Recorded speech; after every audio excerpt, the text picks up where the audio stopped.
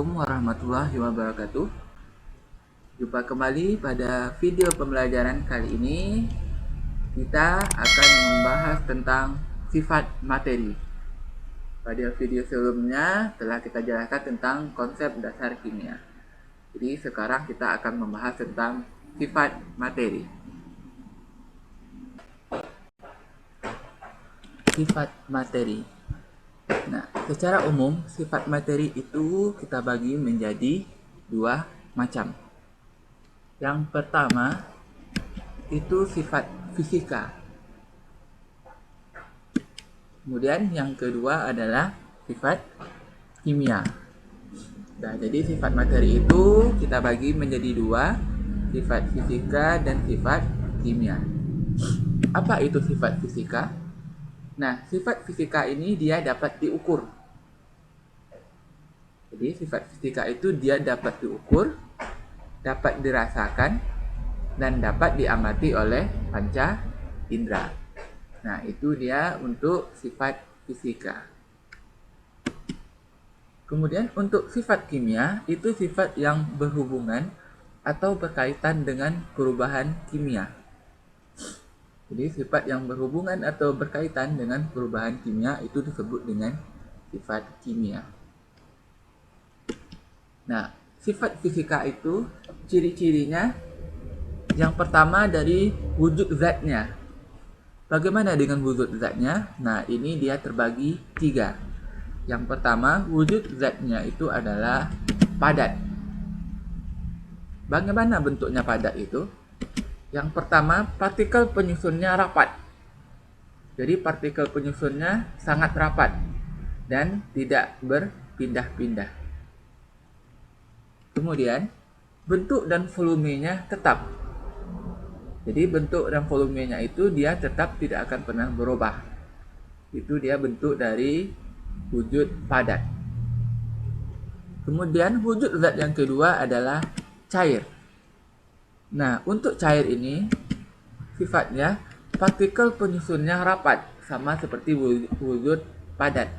Tetapi dia agak renggang sedikit, tidak serapat yang padat. Dan dia bisa bergerak.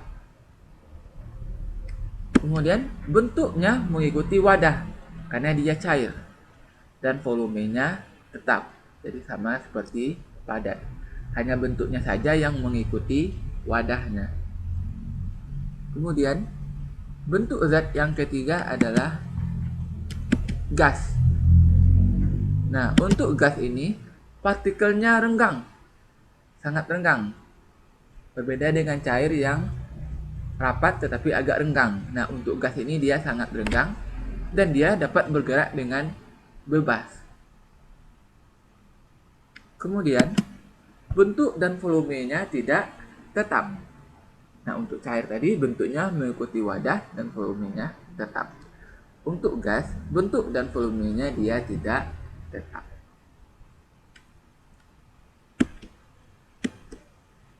Nah, sifat yang kedua adalah dari titik leleh dan didihnya. Jadi, suhu ketika zat padat dia berubah menjadi zat cair. Atau dari zat cair berubah menjadi zat padat. Itu dia titik leleh dan titik didihnya. Nah, yang ketiga, sifat fisika itu dari kelarutannya. Maksudnya, jumlah maksimum zat yang dapat larut dalam sejumlah pelarut. Contoh, gula yang dimasukkan ke dalam air. Berarti, berapa jumlah maksimum gula yang dapat larut di dalam air. Itu sifat yang ketiga. Kemudian sifat yang keempat yaitu kerapatan. Jadi sifat yang keempat kerapatan artinya unsur atau senyawa yang mempunyai kerapatan tertentu. Nah, rumusnya Rho sama dengan M per C. Massa dibagi dengan volum. Ini dia rumusnya biasanya. Kemudian sifat fisika yang kelima yaitu kekerasan. Merupakan kemampuan suatu zat untuk menahan goresan dari benda lain. Nah, itu dia sifat yang kelima, kekerasan. Kemudian sifat yang keenam yaitu kelenturan.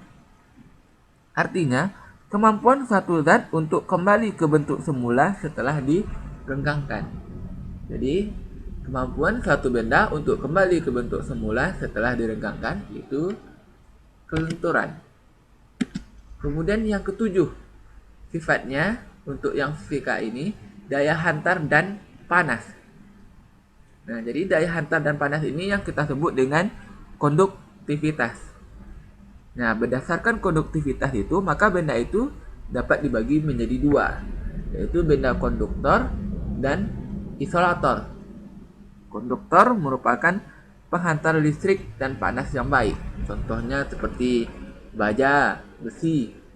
Kemudian isolator, penghantar listrik yang buruk seperti kayu.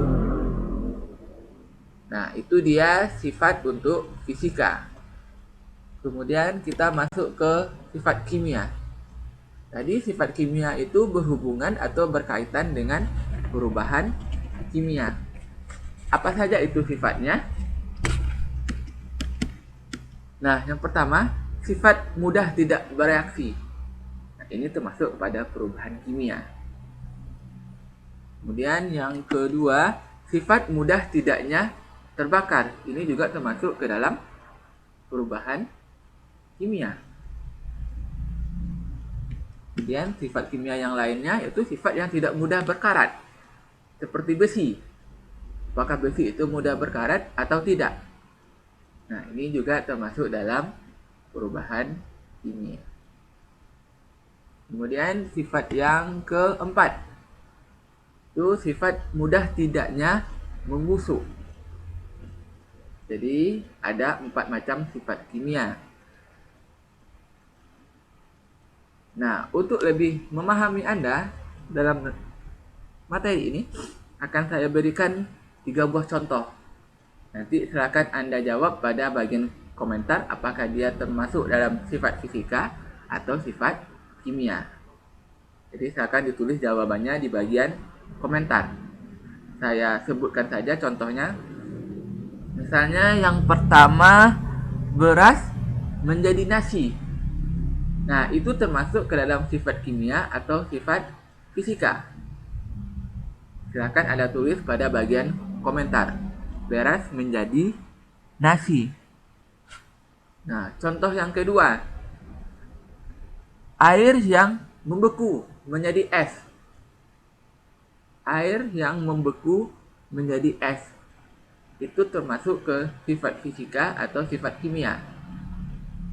Silakan dijawab, tulis jawabannya pada bagian komentar. Kemudian contoh yang ketiga. Contoh yang ketiga, tempe yang kita goreng. Jadi tempe yang kita goreng itu termasuk ke sifat fisika atau sifat kimia. Silakan tulis jawabannya di bagian komentar. Oke, sekian pembelajaran kita kali ini tentang sifat materi. Semoga bermanfaat. Sampai jumpa pada video selanjutnya. Assalamualaikum warahmatullahi wabarakatuh.